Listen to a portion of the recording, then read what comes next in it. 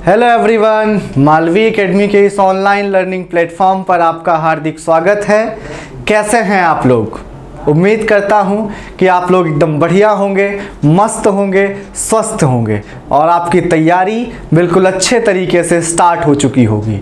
तो जैसा कि आप लोगों को पता है बच्चों कि हमने क्या किया हुआ है, WPT की जो सीरीज है वो स्टार्ट हो चुकी है हमारी, और इस क्रम में हमने प्लेटो को कंप्लीट किया हुआ है। ठीक है, प्लेटो के बारे में हमने अच्छे से पूरा उनका बैकग्राउंड, उनकी थियरीज, उन पर क्या व्यूज़ हैं थिंकर्स के, उनसे रिलेटेड सारी फैक्चुअल जानकारी, उसको हम लोगों ने अच्छे तरीके से पढ़ा। सोक्रेटिस को हमने पढ़ा, उनके डायलेक्टिक्स को पढ़ा, थियरी ऑफ नॉलेज को पढ़ा। ठीक है, उसके बाद आप देखेंगे कि मैंने आपको जो एंशिएंट ग्रीस है वो कैसा है, क्या उसके पास क्या विशेषताएं थी उस समय, उसके बारे में मैंने आपको समझाया। क्योंकि जब भी किसी थिंकर को हम समझते हैं तो उसके कॉन्टेक्स्ट को समझना बहुत अनिवार्य होता है। क्योंकि जैसा कि मैं बार बार आपको एक स्टेटमेंट बोलता हूं कि every thinker is a child of his times, जो कि हेरोल्ड लास्की ने बोला था। ठीक है बच्चों, तो इसलिए मैंने आपको एंशिएंट ग्रीस के बारे में बताया।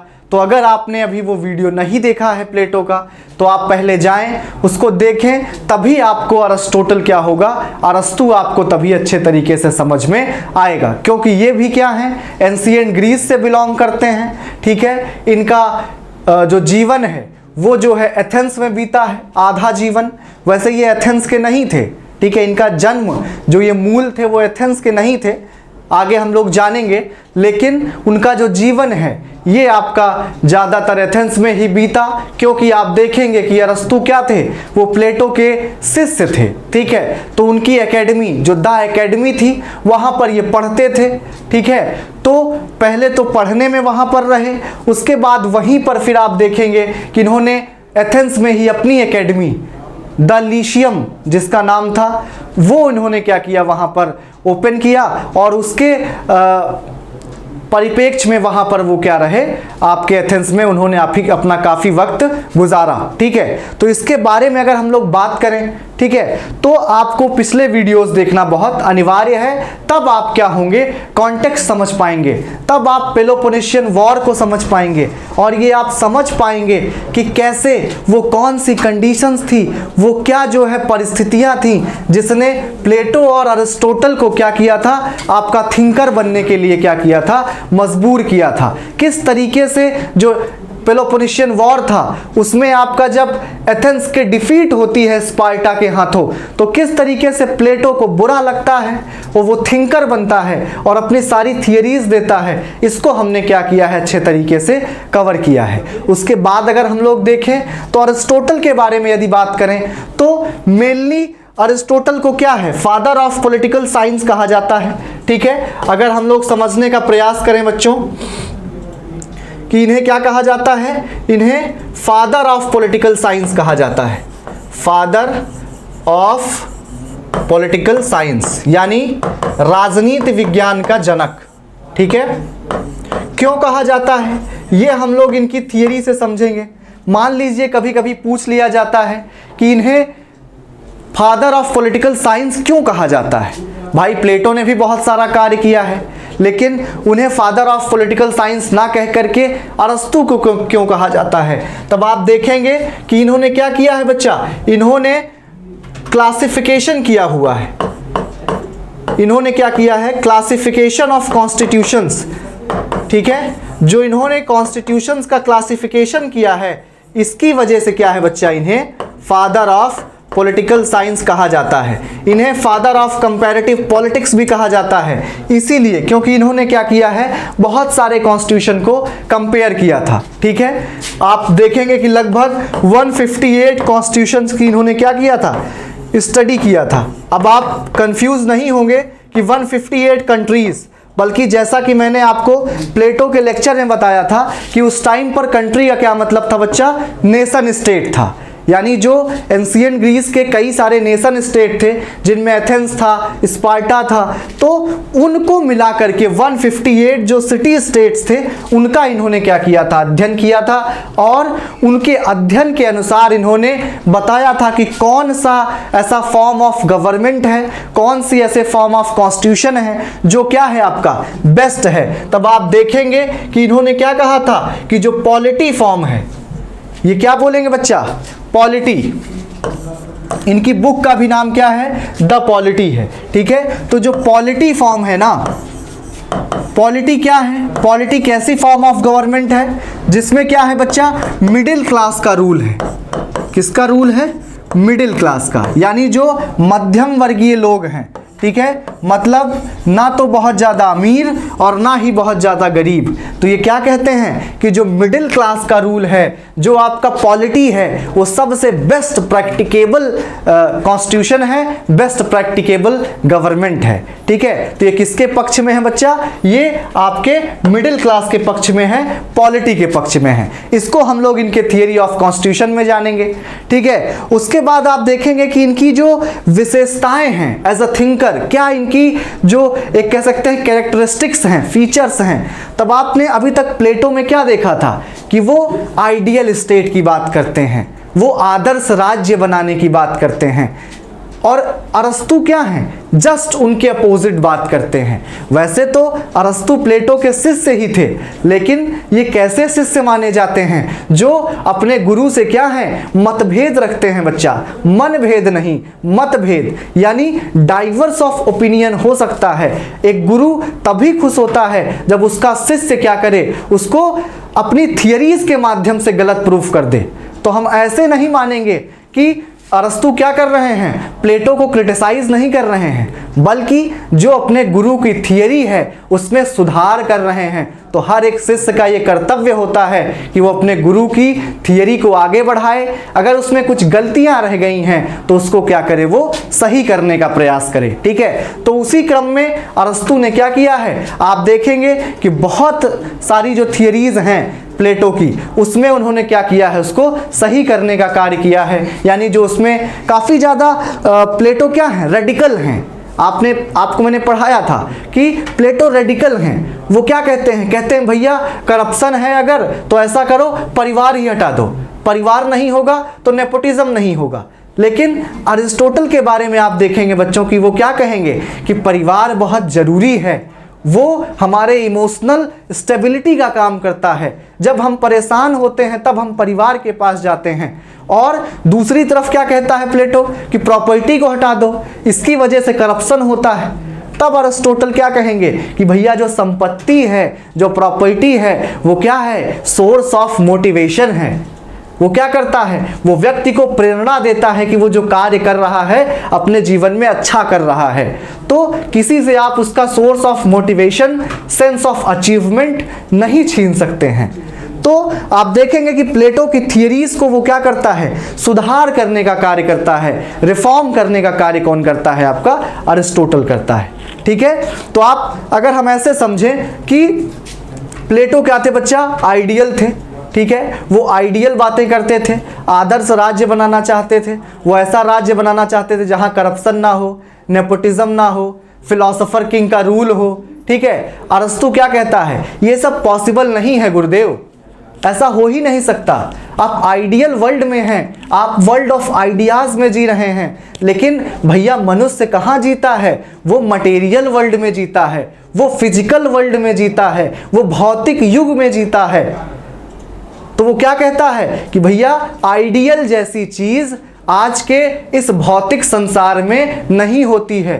कोई भी चीज आदर्श नहीं होती है, अच्छी होती है, गुड होती है। तो क्या कहता है आपका अरिस्टोटल कि हमें कभी भी क्या है, आइडियल के लिए गुड को सेक्रीफाइस नहीं करना चाहिए। यानी कोई आदर्श चीज प्राप्त करने के लिए, आदर्श चीज बनाने के लिए जो हमारे पास अच्छा है उसको नहीं खो देना चाहिए। तो वो क्या कहते हैं आपके अरिस्टोटल, क्या बात करेंगे, वो बच्चा बात करेंगे कि जो आपका रूलर होना चाहिए उसके पास रीजन तो हो ही, रीजन से लेकिन ज़्यादा महत्वपूर्ण क्या है बच्चा? कॉमन सेंस होना चाहिए, यानी उसको अपने आसपास की समझ होनी चाहिए, उसको इस भौतिक जो मटेरियल वर्ल्ड है इसकी समझ होनी चाहिए, तभी वो अच्छे तरीके से शासन कर पाएगा। अब मान लीजिए कोई वर्ल्ड ऑफ आइडियाज़ में बिल्कुल रीजनेबल है, बहुत बुद्धि है उसके पास, लेकिन अब आपके राज्य में अकाल पड़ गया, सूखा पड़ गया, कोई बीमारी फैल गई, तो वो क्या करेगा? वो तो भैया फिलोसॉफिकल बातें करेगा कि ईश्वर की मर्जी है। नहीं, जो कॉमन सेंस होगा जिसके पास, वो जब रूलर बनेगा तो उसके समाधान वो सोच करके रखेगा कि मान लीजिए कभी अकाल पड़ गया तो क्या होगा, क्योंकि अकाल क्या है, बीमारी क्या है, ये फिजिकल वर्ल्ड की चीज़ें हैं, भौतिक संसार की चीज़ें हैं। आइडियल वर्ल्ड में ऐसा कुछ नहीं होता है। तो यदि आपको भौतिक संसार की चीज़ें पता होंगी तभी आप क्या होंगे? एक अच्छे शासक बन पाएंगे। तो इसी नोट पर हम क्या करेंगे?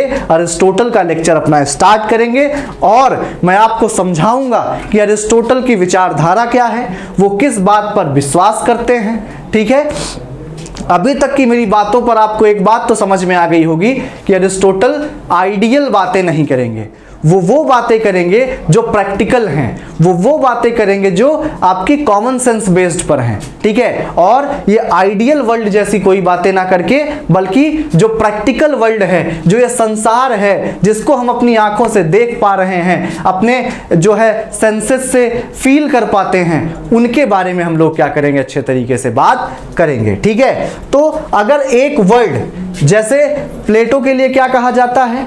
Ideal, utopian. ठीक है, वैसे ही आपके अगर अरिस्टोटल की बात करें तो अरिस्टोटल को क्या कहा जाता है बच्चा? अरिस्टोटल को प्रैग्मैटिक थिंकर कहा जाता है। क्या कहा जाता है बच्चा? प्रैग्मैटिक। प्रैग्मैटिक का मतलब क्या होता है बच्चा? प्रैग्मैटिक का मतलब होता है कि जो अरिस्टोटल है ना, वो वर्ल्ड ऑफ आइडियाज में बिलीव नहीं करते हैं, बल्कि क्या हैं? जो मटेरियल वर्ल्ड है इसमें यकीन करते हैं। वो किस पर बिलीव करते हैं बच्चा? आप पढ़ेंगे गोल्डन मीन का कॉन्सेप्ट इनका। कौन सा कॉन्सेप्ट बच्चा? गोल्डन मीन का। यानी जो दो एक्सट्रीम होता है ना, आप समझते होंगे, मिडिल पाथ। गोल्डन मीन का मतलब क्या होता है बच्चा? Middle path. अभी मैं आपको समझाऊंगा कि भैया दो एक्सट्रीम होते हैं। ठीक है, एक ये कि एक एकदम अमीर हो जाए, एक एकदम गरीब हो जाए। ठीक है, लेकिन अच्छा क्या होता है? मध्यम वर्ग जो मिडिल में होता है ना, ये वाला एक्सट्रीम सबसे इंपॉर्टेंट है, ना ये वाला एक्सट्रीम सबसे इंपॉर्टेंट है, बल्कि सबसे जरूरी क्या है? मिडिल है, जो मध्यम वर्ग है किसी भी कारण का। यानी ऐसे माने, अगर आप लोग ऐसे समझने का अगर आप लोग प्रयास करें कि भैया जैसे प्लेटो क्या करता है? एकदम आइडियल बातें कर देता है, तो आइडियल जो एक्सट्रीम है ना, वो हमको नहीं समझ में आएगा। अरस्तु क्या कहता है कि एक्सट्रीम चीजें आपके जो ये फिजिकल वर्ल्ड है, भौतिक संसार है, इसमें लागू नहीं होता है, बल्कि यहाँ पर क्या लागू होगा? प्रैग्मैटिक बातें, यानी जो आपकी कॉमन बेस्ड बातें हैं, जो मध्यम मार्ग है। यानी हम क्या करें बच्चा? जब हम सोचें कि भैया क्या करना है, मान लीजिए कि अगर एक एग्जाम्पल लेके समझने का प्रयास करते हैं हम लोग कि उन्होंने क्या कहा, और प्लेटो ने क्या कहा कि परिवार को ही खत्म कर दो। ठीक है, ये क्या हो गया? एक एक्सट्रीम हो गया कि परिवार को ही क्या कर दो? खत्म कर दो, करप्शन हट जाएगा, नेपोटिज्म हट जाएगा। दूसरा एक्सट्रीम क्या हो सकता है कि परिवार को ही पूरी ताकत दे दो और वो खूब करप्शन करे। एक एक्सट्रीम क्या है कि परिवार ही समाप्त कर दो, एक एक्सट्रीम क्या है कि परिवार को ही पूरी ताकत दे दो। इन दोनों के बीच में क्या है? इन दोनों के बीच में मिडिल पाथ है, गोल्डन मीन है, जिसको आपका गोल्डन मीन की थियरी कहा जाता है आपके अरिस्टोटल का। वो कहते हैं कि ना तो परिवार को एकदम पूरी तरीके से खत्म कर देना है, ना तो परिवार को पूरी शक्ति दे देनी है, बल्कि परिवार को थोड़ी सी क्या करनी है? पावर देनी है, और थोड़े से उस पर रिस्ट्रिक्शंस लगा देने हैं। जैसे आप देखते हैं हमारे कॉन्स्टिट्यूशन में आपको स्वतंत्रता का अधिकार दिया गया है, लेकिन दो एक्सट्रीम क्या होता कि एकदम आपको स्वतंत्रता का अधिकार दे दिया जाए कि आप जो भी करना चाहें वो आप कर सकते हैं, किसी का मर्डर करना चाहें कर सकते हैं, किसी को मारना चाहें, किसी के घर में आप जो भी करना चाहें तोड़ फोड़ मचा सकते हैं। ठीक है, आपका मन है कि आप रात में 2 बजे डीजे बजाएं, तो आप किसी के घर के बाहर 2 बजे रात में डीजे बजाने लगेंगे। ठीक है। तो ये क्या है बच्चा, ये एक्सट्रीम लिबर्टी है। और एक तरफ की बात क्या है, दूसरा एक्सट्रीम क्या है कि भैया एकदम सेंसरशिप लगा दो, उसको जरा सी भी लिबर्टी ना दो, एकदम उसको बंद करके रखो, उसको जो है आपके बोलने का भी अधिकार ना हो। तो दोनों केसेस क्या हैं, दोनों एक्सट्रीम हैं, दोनों क्या हैं बच्चा, दोनों गलत हैं। ना तो हम उसको पूरी तरीके से लिबर्टी दे देंगे एकदम से, और ना ही उसकी पूरी तरीके से लिबर्टी समाप्त करेंगे, बल्कि क्या करेंगे, उसको थोड़ी लिबर्टी देंगे और थोड़ी लिबर्टी पर उसके रिस्ट्रिक्शंस लगाएंगे। तो ये अरिस्टोटल का विचार है कि हमेशा मध्यम मार्ग चुनना चाहिए, गोल्डन मीन में जाना चाहिए। और क्योंकि ये गोल्डन मीन की बात करते हैं, ये कॉमन सेंस की बात करते हैं, इसीलिए इनको क्या कहा जाता है बच्चा, प्रैग्मैटिक थिंकर कहा जाता है। ठीक है, ना ही इनको आप आइडियल कहेंगे, ना ही इनको आप रियलिस्ट कहेंगे। आइडियल कौन है, जो एकदम आदर्श बातें करते हैं कि भैया ऐसा हो जाएगा, ऐसा हो जाएगा, फिलोसोफर किंग हो जाएगा तो सब खुशी रहेंगे। ठीक है, ऐसा कभी नहीं होता है। पूरी तरीके से इक्वलिटी हो जाएगी, समानता हो जाएगी, कभी नहीं होगी पूरी तरीके से इक्वलिटी। कुछ गरीब कुछ अमीर रहेंगे ही रहेंगे। और दूसरी तरफ क्या है, रियलिस्ट हैं, जो एकदम यथार्थवादी बात करते हैं, एकदम रियलिटी बता देते हैं, भैया यही सत्य है जीवन का। लेकिन आपके अरिस्टोटल कैसे हैं, ये क्या बात करेंगे बच्चा, ये प्रैग्मैटिक हैं। ये ना तो पूरी तरीके से आइडियलिस्ट हैं, ना पूरी तरीके से रियलिस्ट हैं, बल्कि क्या हैं, बीच के मध्यम मार्ग को ही में भरोसा रखते हैं, गोल्डन मीन की बात करते हैं। ठीक है, तो हम लोग क्या करेंगे, इस बातों को समझने का प्रयास अच्छे तरीके से करेंगे। ठीक है, इसके बाद क्या है बच्चा, आप देखेंगे कि इनका बहुत ही इंपॉर्टेंट कोट है अरिस्टोटल का कि the most perfect political community is one in which the middle class is in the control and out numbers both the other classes. जो मैंने आपको बताया, ठीक है, कि ये क्या है, ये क्या कहते हैं बच्चा, कि सबसे उत्तम राजनीतिक समुदाय वह है जिसमें मध्यम वर्ग का क्या हो, नियंत्रण हो, तथा वो संख्या में क्या करें, अन्य दोनों वर्गों से अधिक हो। सबसे बढ़िया क्या होता है, कौन सा राज्य सबसे बढ़िया होगा,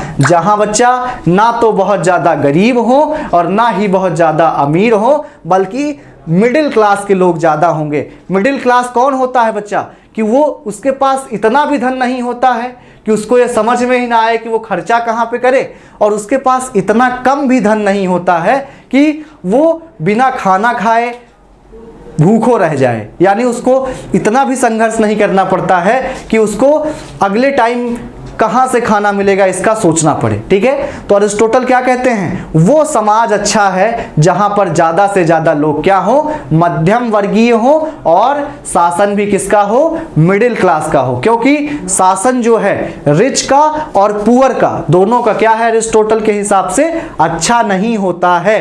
ठीक है, क्यों नहीं अच्छा होता है बच्चा, क्योंकि अगर रिच का शासन होगा, आप देखेंगे कि अगर रिच का शासन होगा तो वो क्या करेगा, पूरी संपत्ति राज्य की हड़पने का प्रयास करेगा, स्टेट की पूरी प्रॉपर्टी अपने अंडर में करने का प्रयास करेगा, और गरीब जो होंगे वो और गरीब होते जाएंगे।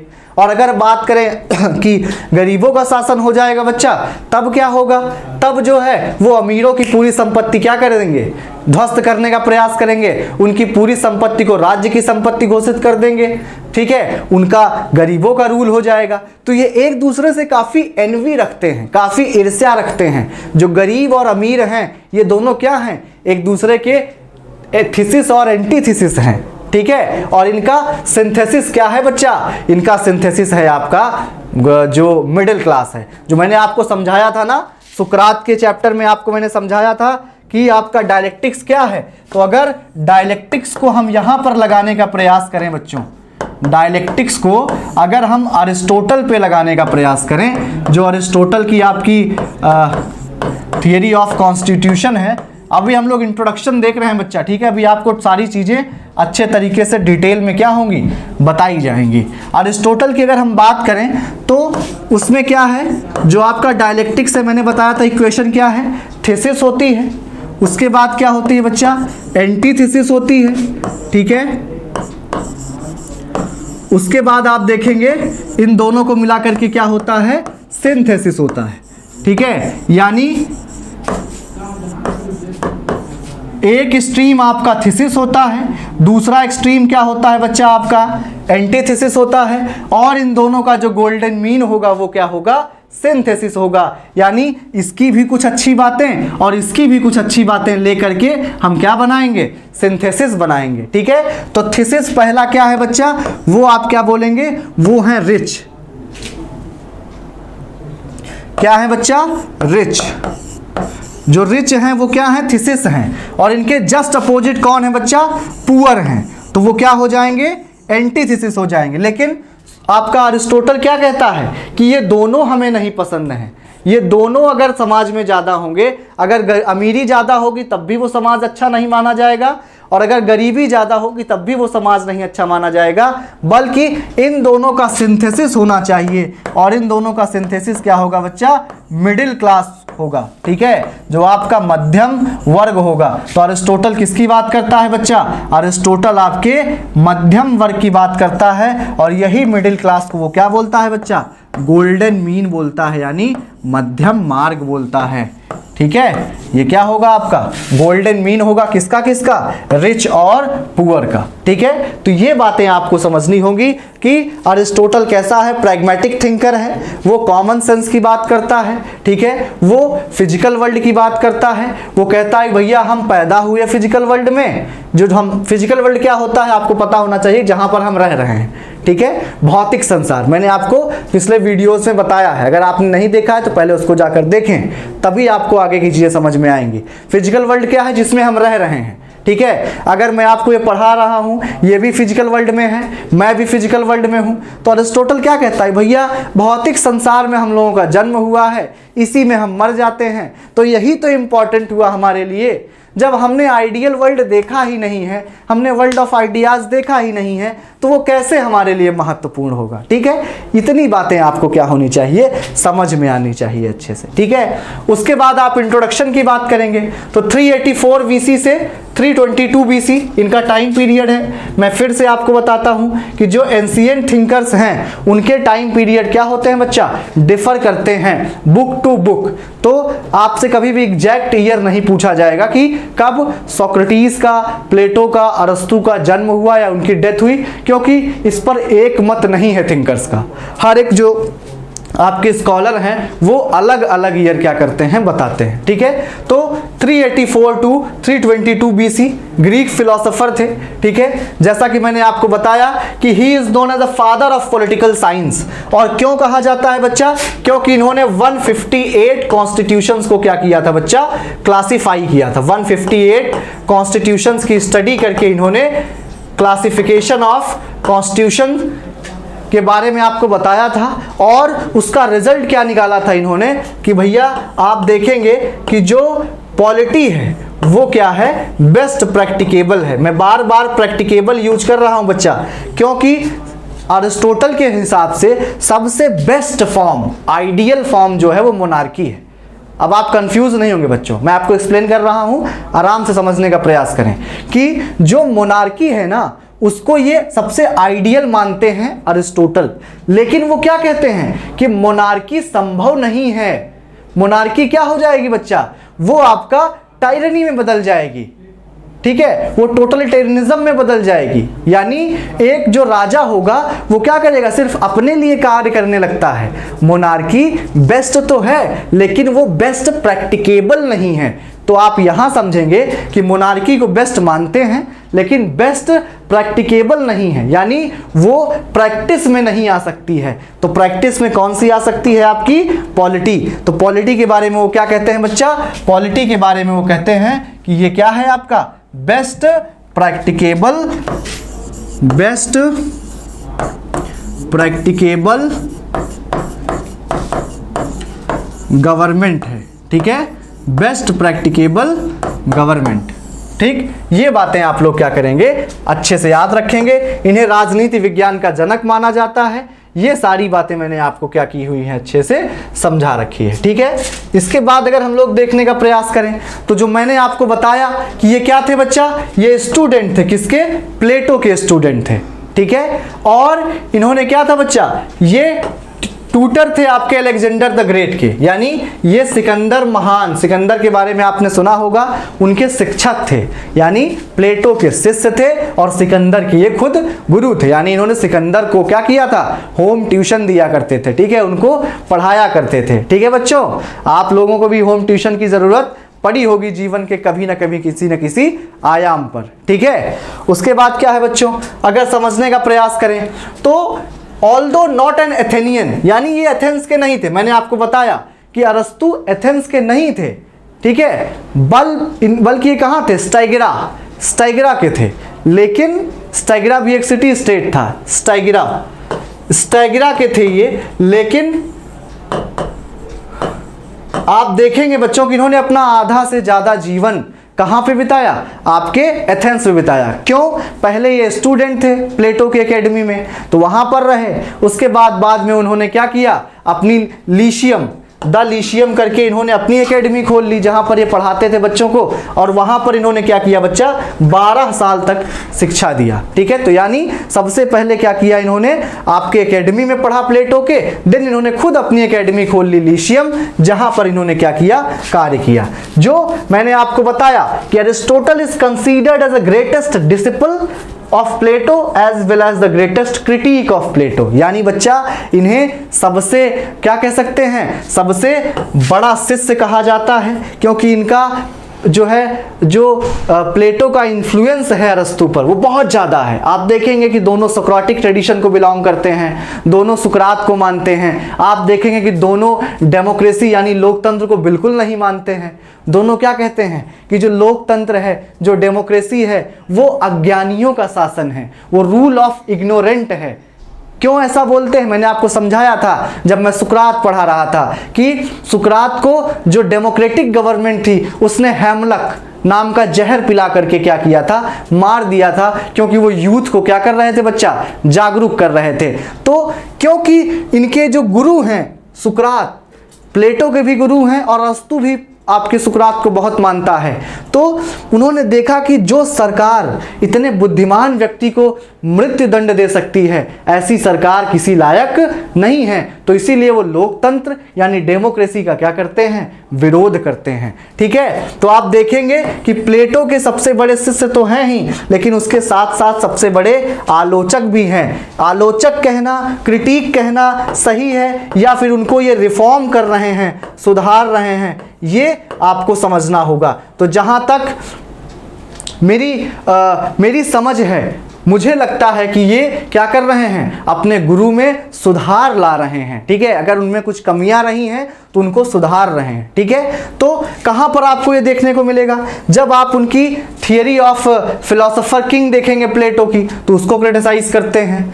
अरस्तु कहते हैं कि भैया ये तो आपका टोटलिटेरियन हो जाएगा, ये तानाशाह हो जाएगा। अगर किसी एक व्यक्ति को आप पूरे नियम कानून से ऊपर रख दोगे तब वो तानाशाह हो जाएगा, वो जो करना चाहेगा वो करेगा। भले ही उसके पास रीजन है, भले ही उसके पास बुद्धि है, लेकिन उसके पास पैशन भी तो है, उसके पास लालसा भी तो है, लालच भी तो है।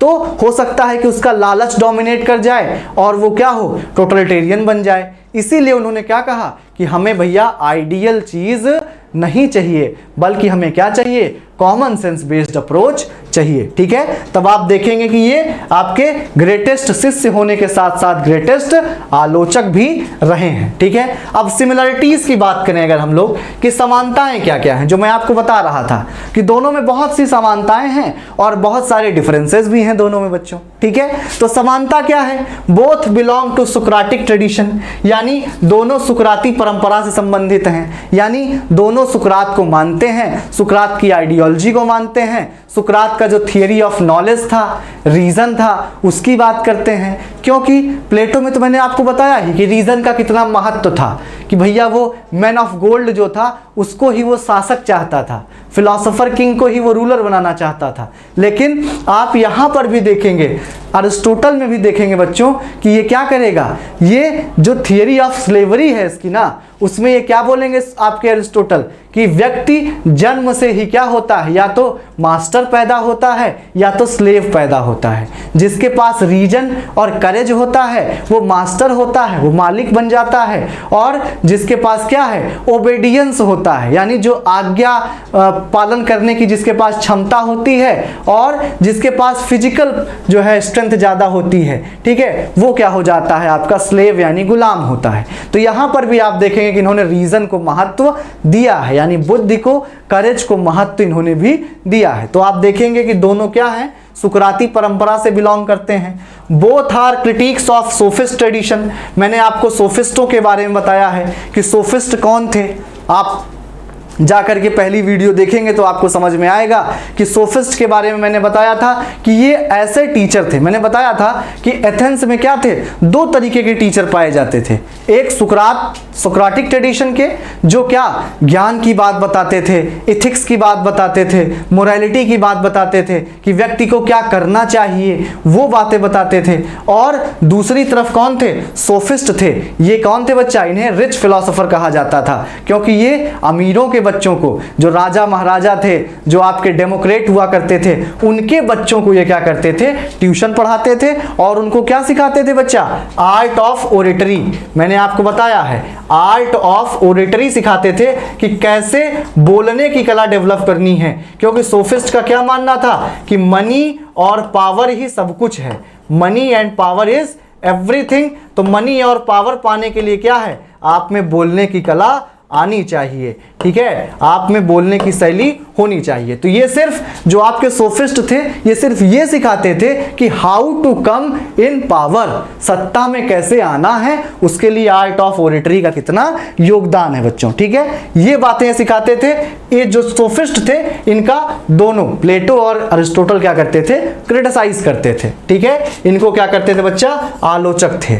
उसके बाद देखेंगे बच्चा, both give primacy to the state over individual, ठीक है भैया, कि राज्य, प्लेटो भी क्या कहता है कि राज्य सुप्रीम है, यानी आपका जो स्टेट है वो ज़्यादा महत्वपूर्ण है इंडिविजुअल से ज़्यादा, क्योंकि उस टाइम पर क्या था बच्चा, स्टेट को ये लोग काफ़ी ज़्यादा महत्वपूर्ण मानते थे।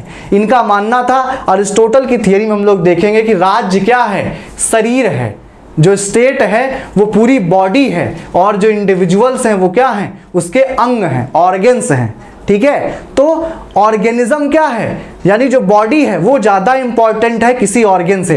अगर आपकी एक उंगली कट जाती है तब आप सरवाइव कर जाएंगे, ऐसी बात नहीं है कि आप जिंदा नहीं रहेंगे, ठीक है, आपकी बॉडी जिंदा रह जाएगी। यानी कोई इंडिविजुअल अगर स्टेट को छोड़कर चला जाए तो स्टेट सरवाइव कर जाएगा, लेकिन जब कोई स्टेट छोड़ता है ना, अगर उंगली आपकी काट दी जाए तो उस उंगली का कोई महत्व तो नहीं होता है, उसका अस्तित्व क्या होता है, समाप्त हो जाता है। ठीक उसी तरीके से जो राज्य छोड़ देता है, जो स्टेट्स के खिलाफ चला जाता है, उसका महत्व क्या होता है, समाप्त हो जाता है। आप देखेंगे कि ये दोनों लोग किसकी बात करेंगे बच्चा, दोनों जो है आपका स्टेट को ज़्यादा महत्व देंगे, यानी राज्य को ज़्यादा महत्व देंगे इंडिविजुअल पर। ये ड्यूटीज की बात करेंगे, राइट्स की बात नहीं करेंगे, ड्यूटीज की, कि कर्तव्य निभाना है, ठीक है। और जब आप कर्तव्य निभाएंगे तब क्या होगा, आपको आपका जो फल है वो मिलेगा। जैसे कहा गया है ना, कर्मण्येवाधिकारस्ते, जो एक श्लोक है उसमें कहा गया है कि आप कर्म करें, फल की इच्छा ना करें, श्रीमद् भगवद गीता में। उसी तरीके से क्या है बच्चा, ये इन लोगों के भी वही विचार हैं कि स्टेट जो कहे, जो भी ड्यूटीज आपको दे वो आप फॉलो करते रहें और बाकी चिंता आप लोग ना करें। उसके बाद क्या है, both believe in natural inequality, यानी दोनों क्या मानते थे कि भैया जो लोग हैं वो प्राकृतिक रूप से ही क्या है बच्चा, असमान है। प्लेटो का तो आपने बताया मैंने कि man of gold, man of copper, man of silver होते हैं जन्म से ही। एक के पास बुद्धि ज़्यादा होती है, एक के बाद आपके शक्ति ज़्यादा होती है, ताकत, और एक के पास क्या होता है बच्चा, लालच ज़्यादा होता है। अरिस्टोटल भी उसी पर बात करेंगे, जो मैंने अभी आपको थोड़ी देर पहले बताया कि जब इनकी स्लेवरी का सिद्धांत, दास्ता का जो सिद्धांत है, इनके थियरी ऑफ स्लेवरी है, उसको जब हम लोग पढ़ेंगे तब वहाँ पर ये बताएंगे कि भैया जन्म से क्या होते हैं, व्यक्ति समान नहीं होते हैं, जन्म के आधार पर व्यक्ति असमान होते हैं, यानी अनइक्वल होते हैं, इनइक्वल होते हैं। वो या तो मास्टर पैदा होते हैं या तो स्लेव पैदा होते हैं। अगर उनमें रीज़न और करेज होगा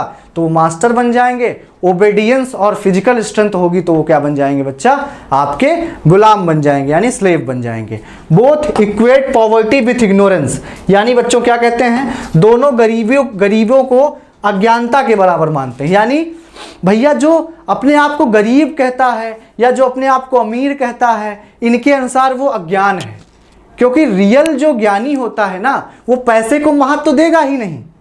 इनके अनुसार क्या है, क्योंकि ये किस पे बिलीव करते हैं, अभी तक आपको समझ में आ जाना चाहिए बच्चों, ये थियरी ऑफ नॉलेज जो है सुकरात की, उसमें बिलीव करते हैं ये लोग। क्या कहते हैं कि भैया रियल जो नॉलेज है वो क्या है, वो आपका नॉलेज है, एजुकेशन है, वो सबसे ज़्यादा महत्वपूर्ण है।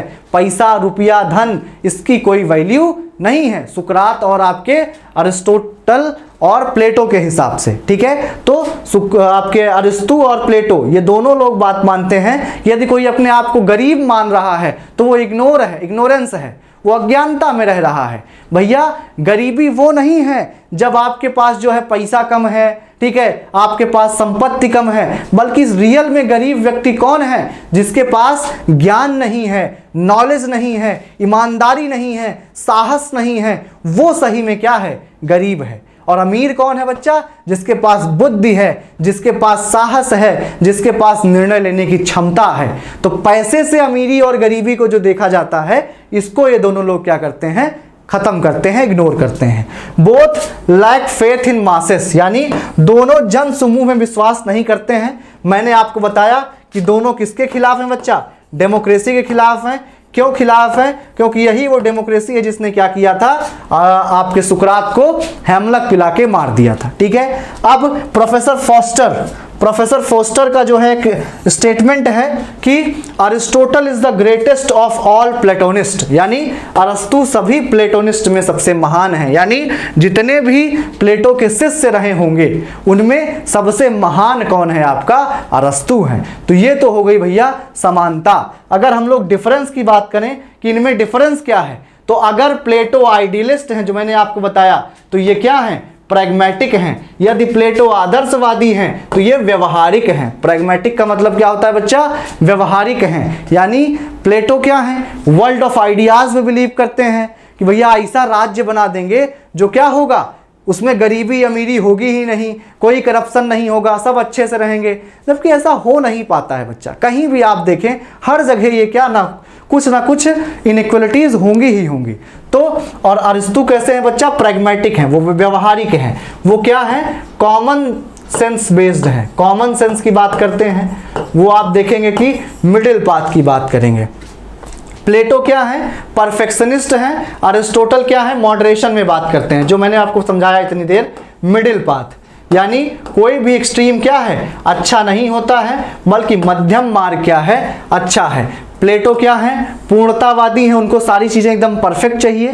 लेकिन इस वर्ल्ड में, फिजिकल वर्ल्ड में, भौतिक वर्ल्ड में सारी चीज़ें परफेक्ट हो ही नहीं सकती बच्चा। ठीक है, उसके बाद यदि आप देखेंगे तो देखेंगे कि प्लेटो रेडिकल है। रेडिकल का मतलब क्या होता है कि फटाफट चेंज करना चाहते हैं। अगर करप्शन है तो क्या कहते हैं, प्रॉपर्टी नहीं होनी चाहिए।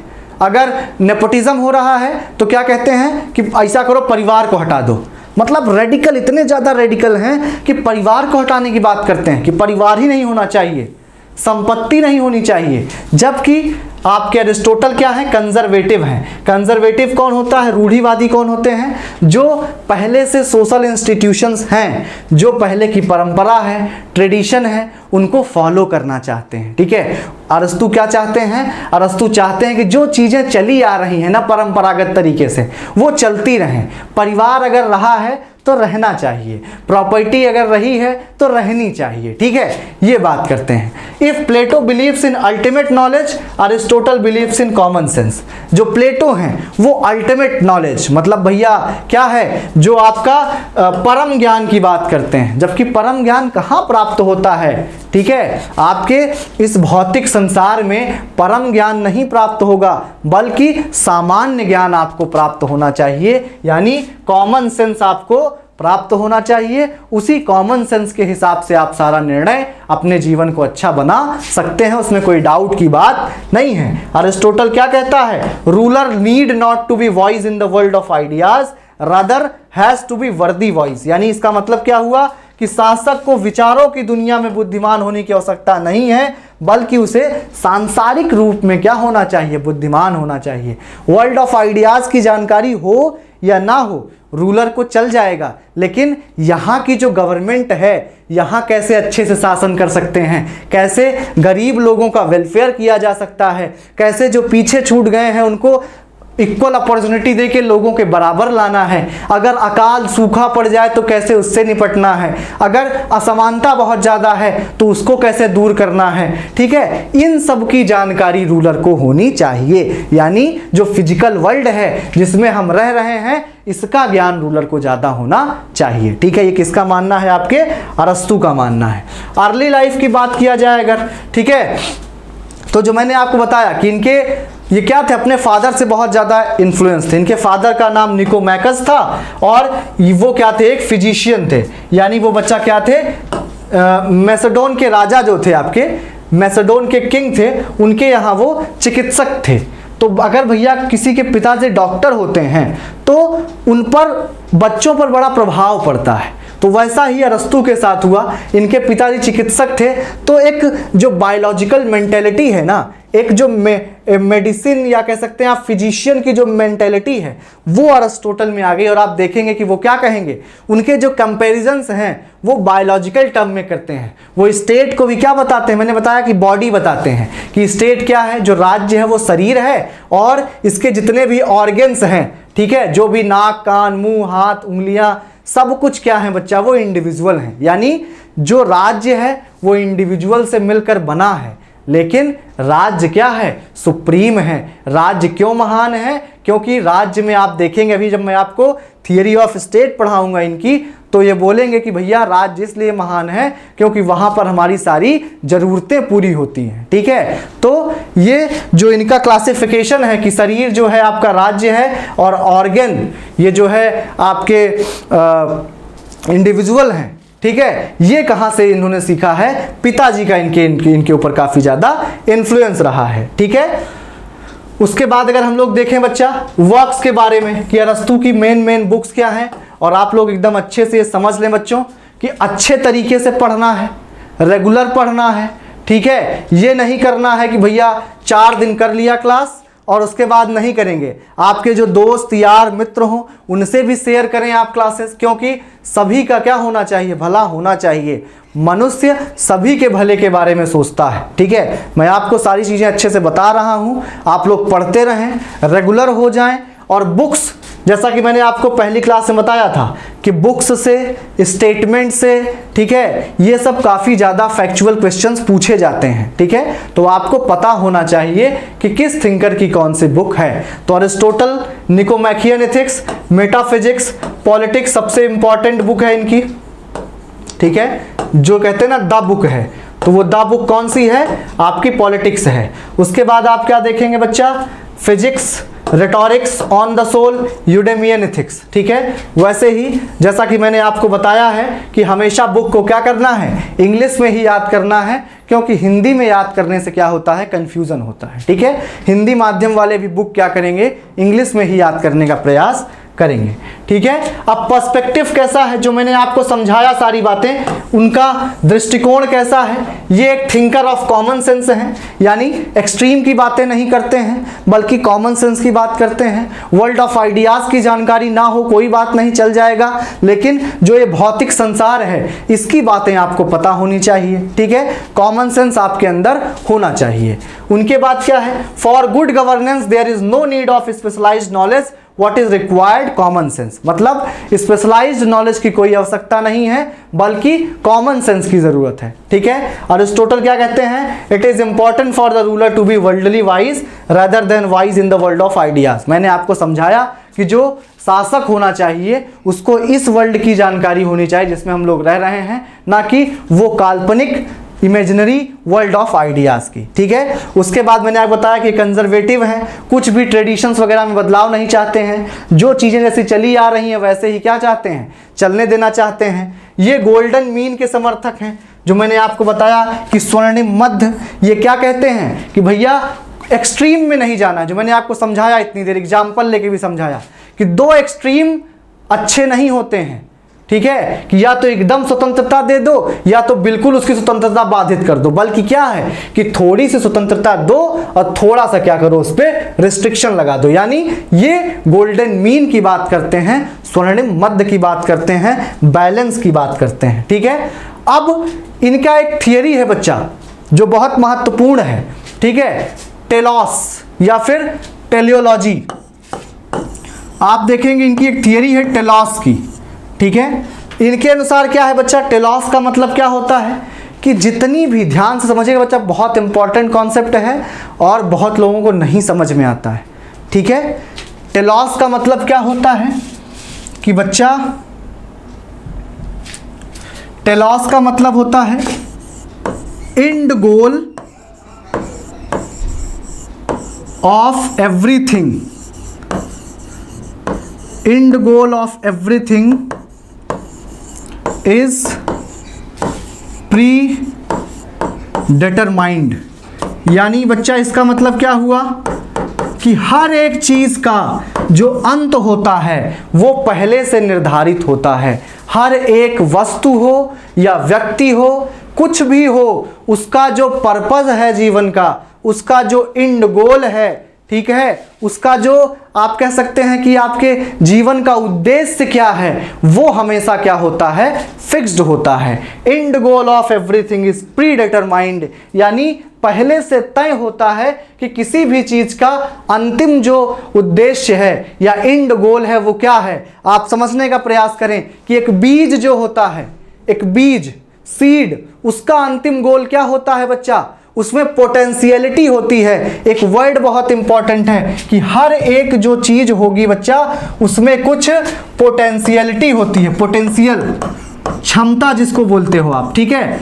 हर एक चीज में कुछ ना कुछ क्षमता होती है, पोटेंशियल होता है कि वो अपने एंड गोल तक क्या हो, पहुंच सके। जैसे आपके अंदर जो बैठे अभी आप लोग वीडियोस देख रहे हो, अच्छे से मन लगा के, आपके अंदर क्षमता है कि आप प्रोफेसर बन सकें, आपके अंदर क्षमता है कि आप IAS PCS बन सकें, आपके अंदर क्षमता है कि आप अपने जीवन में अच्छा कर सकें, ठीक है। अब उस पोटेंशियल क्या होता है बच्चा, पोटेंशियल हमें एंड गोल तक ले जाता है।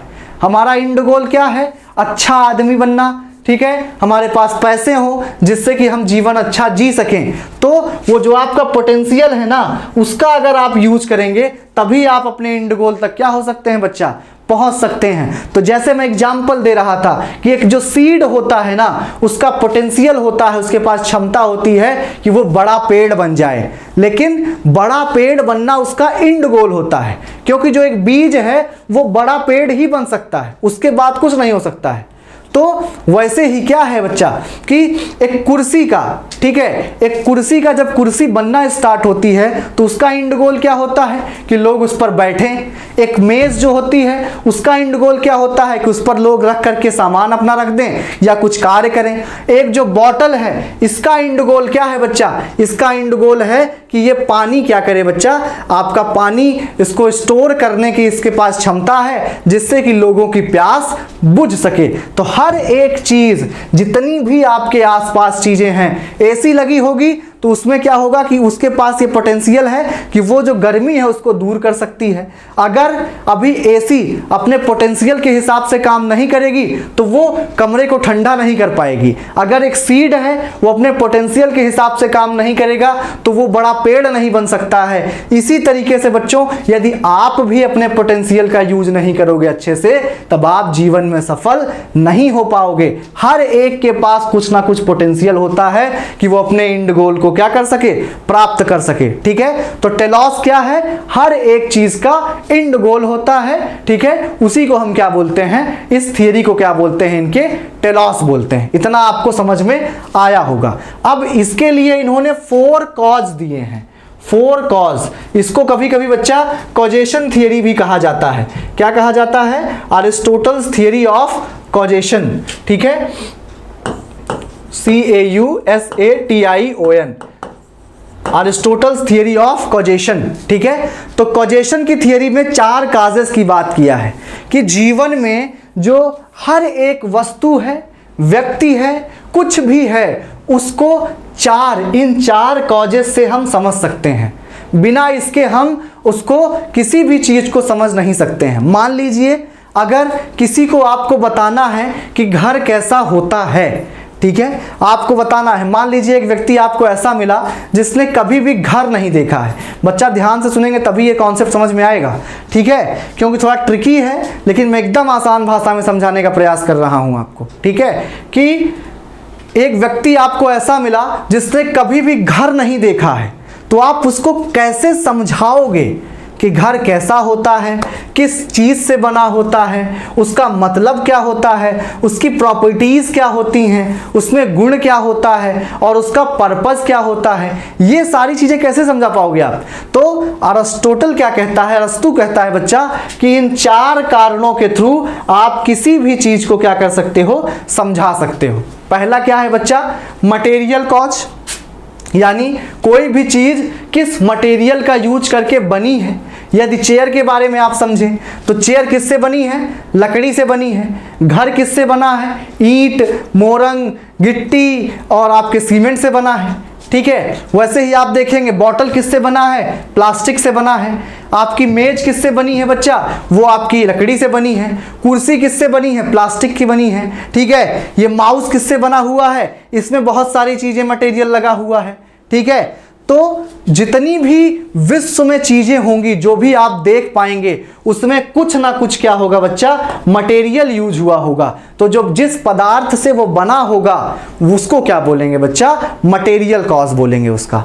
उसके बाद एफिशिएंट कॉज क्या होता है, जिसको उन चीज़ों को जिसने बनाया हो, यानी आप कह सकते हैं इंजीनियर या फिर आप कारपेंटर कह दें जिसने कुर्सी या मेज बनाई है, ठीक है। बॉटल को भी किसी ने बनाया होगा, मतलब उस सामान को, उस चीज को बनाने वाला शिल्पकार कौन है, इंजीनियर कौन है, जिसने अपनी कला से, अपनी मेहनत से उस चीज को बनाई है, उसको क्या कहा जाएगा, एफिशिएंट कॉज। यानी जो इंजीनियर हैं, जो वर्कर हैं, वो सब किस में आ जाएंगे, आपके एफिशिएंट कॉज में आ जाएंगे। उसके बाद बच्चा क्या आता है, फॉर्मल कॉज। फॉर्मल कॉज का मतलब क्या होता है, थोड़ा ट्रिकी होता है इसको समझना। फॉर्मल कॉज का मतलब होता है बच्चा प्रॉपर्टीज, ठीक है। प्रॉपर्टीज क्या गुण हैं, क्या प्रॉपर्टीज होनी चाहिए किसी भी चीज में। जैसे एग्जाम्पल के थ्रू आप समझें कि अगर चेयर है तो चेयर की क्या प्रॉपर्टी है। आप देखेंगे बच्चों, एक बात एकदम अच्छे समझने का प्रयास करें कि जो फॉर्मल कॉज है और जो फाइनल कॉज है, ये दोनों आपस में क्या है बच्चा, इंटर रिलेटेड है। जो फॉर्मल कॉज है ना, वो फाइनल कॉज को ध्यान में रख के क्या किया जाता है, बनाया जाता है। यानी जो आपका औपचारिक कारण है, वो अंतिम कारण को ध्यान में रख करके क्या किया जाता है, बनाया जाता है। यानी फॉर्मल कॉज एक चेयर का क्या होगा, एक चेयर का फॉर्मल कॉज होगा आपका, कह सकते हैं कि उस पर लोग बैठें। फाइनल कॉज क्या है चेयर का, कि लोग उस पर बैठें, ठीक है बच्चों। तो क्या करना है आपको, उसको ऐसा बनाना है कि उस पर आप बैठ सकें, बगल में एक ऐसा रखना है जिस पर हाथ रख सकें और पीछे क्या कर सकें बच्चों, टेक ले सकें, ठीक है। तो ये बात आपको क्या करनी है, समझनी है। तो फॉर्मल कॉज क्या है, प्रॉपर्टीज हैं। घर की प्रॉपर्टी क्या है, एक छत होगी, चार दीवार होगी, उसके बीच में क्या होगा, जो जगह होगी वो इसी को घर कहा जाता है। और फाइनल काज क्या है कि हर एक चीज का अंतिम उद्देश्य क्या है, पर्पस क्या है, ठीक है। तो उम्मीद करता हूं आपको कॉजेस की थियरी समझ में आई होगी।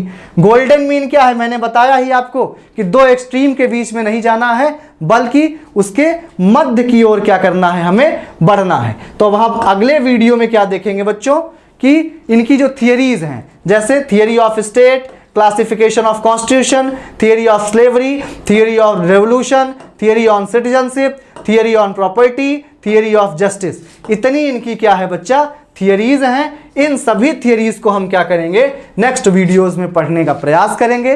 तब तक जो भी मैंने इंट्रोडक्शन आपको बताया है, पूरा उनकी theory of causation, telos, golden mean, pragmatic thinker, similarities Plato से, डिफरेंसेस प्लेटो से, वो सारी बातें आप लोग याद रखेंगे, इनके वर्क्स को याद रखेंगे, ठीक है। और नेक्स्ट वीडियोस में हम लोग थियरी समझने का प्रयास करेंगे।